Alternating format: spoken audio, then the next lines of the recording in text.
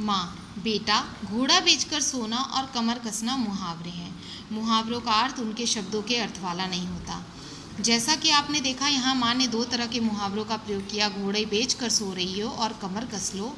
पर मुहावरों का अर्थ उनके शब्दों के अर्थ वाला नहीं होता। यानी जो शब्द आपके सामने प्रस्तुत हैं मुहावरों के, उनके अर्थ उससे भिन्न होते हैं। यानी इस प्रकार से आपको कहीं नहीं दिख रहा है कि लड़की कोई घोड़ा बेच रही है, या वो कमर कसने वाली है, या उसकी माँ कोई बेल्ट लेके खड़ी है और उसकी कमर कसने वाली है। ऐसा कुछ नहीं है, क्योंकि मुहावरों का अर्थ उनके शब्दों के अर्थ वाला नहीं होता। यानी जिस मुहावरे का हम प्रयोग कर रहे हैं, उसके जो शब्द होते हैं उससे उसका अर्थ जो है विपरीत होता है।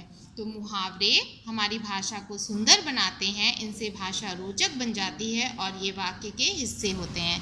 हम अपने वाक्यों में इसका प्रयोग कभी कभी करते हैं, जिससे हमारी भाषा जो है वो रोचक लगती है। परंतु इसका मतलब ये नहीं है जो हम मुहावरे बोल रहे हैं उसका अर्थ उसी में छिपा हो, उसका अर्थ दूसरा होता है। हमेशा याद रखिएगा, मुहावरों का अर्थ उसके शब्दों के विपरीत होता है। तो आइए कुछ मुहावरे देखते हैं। अंग अंग टूटना, इसका मतलब ये नहीं हुआ कि हमारा अंग अंग टूट गया, इसका मतलब होता है बहुत थक जाना। आज सुरेश 3 घंटे लगातार खेलता रहा, अब उसका अंग अंग टूट रहा है।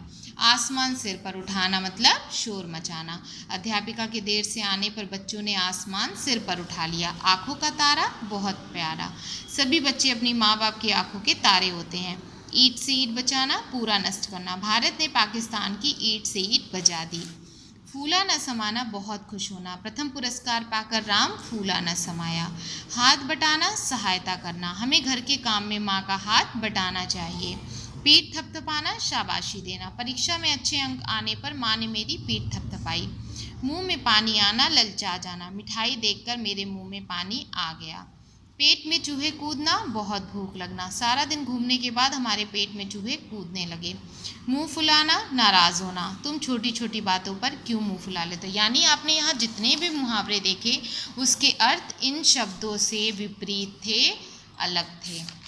तो मुहावरे आप लिखोगे, ये वाक्य के अंश होते हैं, इनसे भाषा सुंदर और रोचक बनती है। मुहावरों के अर्थ मुहावरों के शब्दों से हमेशा अलग होते हैं। और आइए हम एक्सरसाइज देखते हैं, जिससे आपको इन टॉपिक्स को, इन परिभाषा को भी लिखनी है कि मुहावरे किसे हो कहते हैं। तो आप लिखोगे, मुहावरे वाक्य के अंश होते हैं, इनसे भाषा सुंदर और रोचक बनती है। मुहावरों के अर्थ मुहावरों के शब्दों से अलग होते हैं। मुहावरों के साथ उनके अर्थ मिलाने हैं। पीठ थपथपाना, शाबाशी देना। मुंह फुलाना, नाराज होना। आंखों का तारा, बहुत प्यारा। ईंट से ईंट बजाना, पूरी तरह नष्ट कर देना। हाथ पटाना, सहायता करना। पेट में चूहे कूदना, बहुत भूख लगना। चित्र देखकर दिए गए मुहावरों का प्रयोग करते हुए वाक्य पूरे कीजिए। पिताजी के हाथ में उपहार देख सुमी व रमेश डैश। पिताजी के हाथ में उपहार देखकर सुमी व रमेश फूले न समाये। सुमी और रमेश अपने माता पिता की डैश हैं, तो सुमी और रमेश अपने माता पिता की आंखों का तारा हैं। रमेश की बहन सुमी ने कहा, माँ कुछ खाने को दो डैश। माँ कुछ खाने को दो, पेट में चूहे कूद रहे हैं। मिठाई देखकर रमेश के डैश, मुंह में पानी आ गया।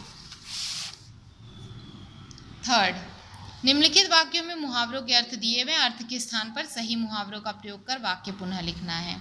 यानी यहाँ हमें अपने वाक्य में सुंदर बनाने के लिए मुहावरों का प्रयोग करना है। सुबह से कुछ ना खाने के कारण अब मुझे बहुत भूख लगी है, तो हो जाएगा, सुबह से कुछ ना खाने के कारण मेरे पेट में चूहे कूदने लगे। महाराणा की सेना ने शत्रु सेना को पूरी तरह नष्ट कर दिया, तो लिखेंगे, महाराणा की सेना ने शत्रु सेना की ईंट से ईंट बचा दी। गायन प्रतियोगिता में प्रथम स्थान पाने पर सभी ने मुझे शाबाशी दी। गायन प्रतियोगिता में प्रथम स्थान पाने पर सभी ने मेरी पीठ थपथपाई। मोहन हर बात पर नाराज हो जाता है, मोहन हर बात पर मुंह फुला लेता है।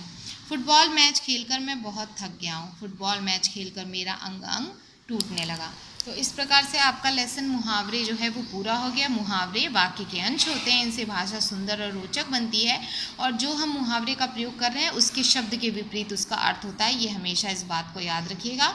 और ये सारी एक्सरसाइज आप अपनी हिंदी फर्स्ट की कॉपी में लिखेंगे। Thank you.